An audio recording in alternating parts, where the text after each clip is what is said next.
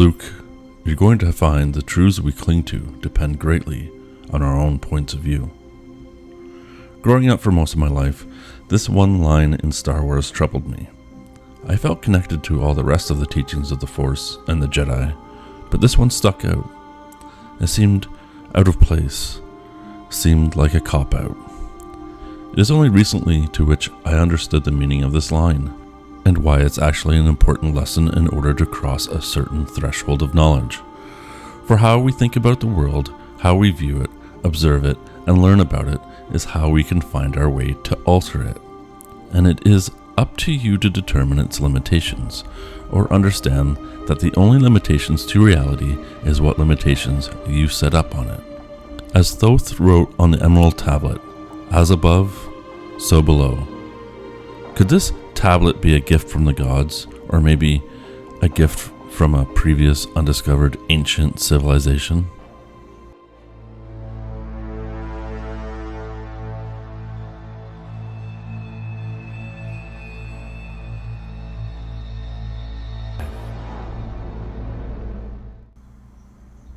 The Emerald Tablet of Thoth, or Tabula Samargardina, is said to have contained the secrets of the world.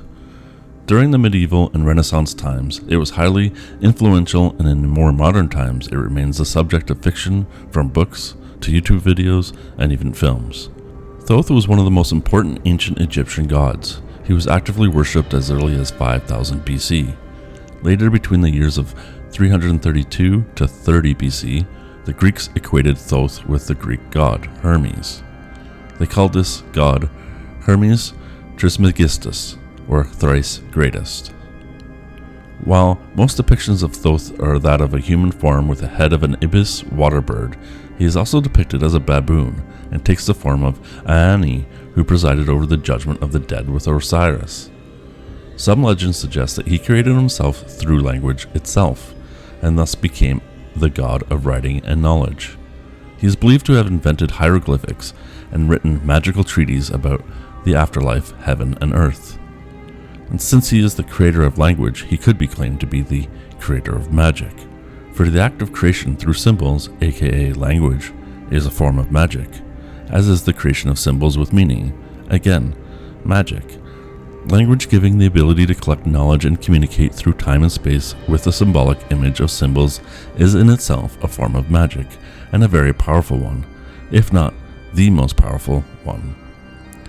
One of these is the famous Emerald Tablet, said to be created by Thoth himself. The legend has it that the Emerald Tablet was carved into green stone or emerald. The real tablet has never been found. Legends have it placed in various places. Something gets hidden under the rooms and tunnels under the Sphinx. Tunnels and rooms that we know are there, but are not open to the public, nor are they officially explored, excavated, or documented. Other legends say it was placed in a cave tomb under the statue of Hermes in Tiana, Turkey, in 500 to 700 AD. Another myth says Alexander the Great discovered it and then reburied it somewhere. Both scholars and translators have worked with an alleged transcripts of the tablet, passed down through the ages. The history of the tablet is disputed, but the influence of the text is not. The Greeks identified the Egyptian god Thoth with their messenger god Hermes. They believed to be the divine author of the Emerald Tablet. The name Hermes Trismegistus, or thrice greatest, stemmed from the belief that he came to the world 3 separate times. One as Thoth, the other as the Greek god Hermes, and then as Hermes, the man scribe who lived thousands of years in the past. The tablet has been linked to Hermeticism for a very long time. Hermeticism is a philosophical and religious movement founded in the late Middle Ages and early Renaissance.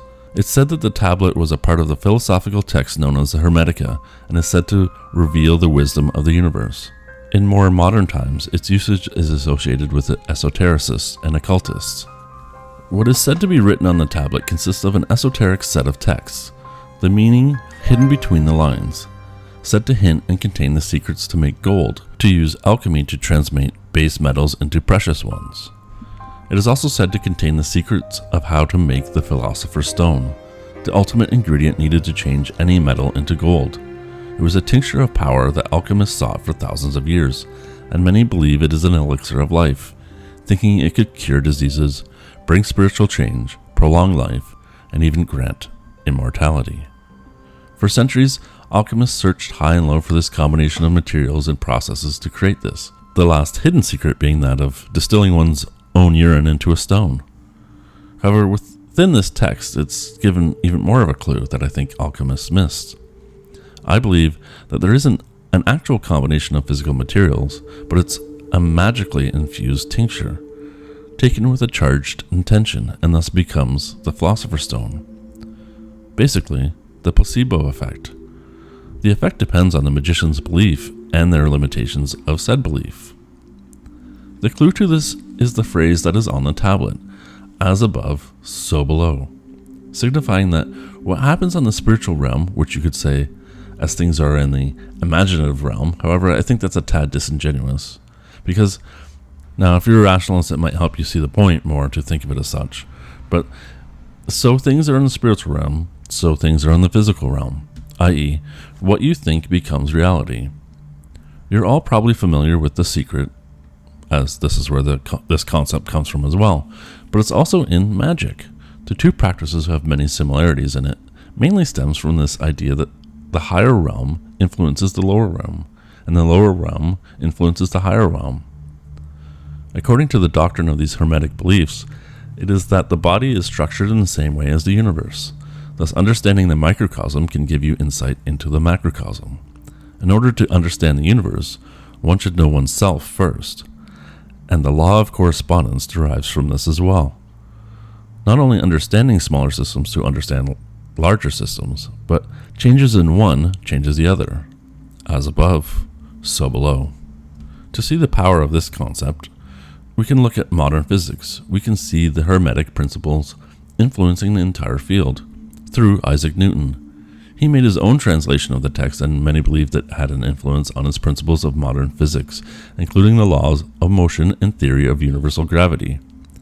His principles on gravity are similar to the text found on the tablet, where it says, "Force is above all force," and that it penetrates every solid thing. Newton also spent 30 years trying to uncover the secrets of the philosopher's stone.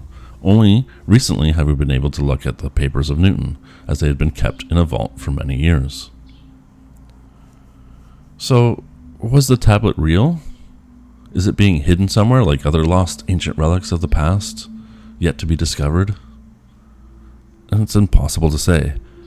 But these aren't the real questions anyways. As I've said before, the concept is real, the story is real, and both have more power than an actual physical tablet.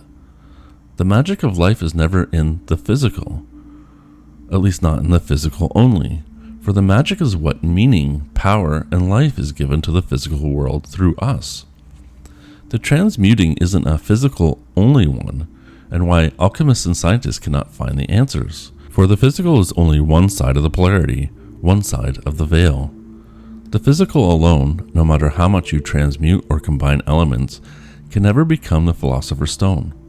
For that you need faith, belief, connection to the other realm. In other words, you need magic. Our whole lives we are told and conditioned in what to believe in, to stay grounded in reality, to believe in science or a dogma of religion. We have been conditioned to remove the magic from our world and our lives.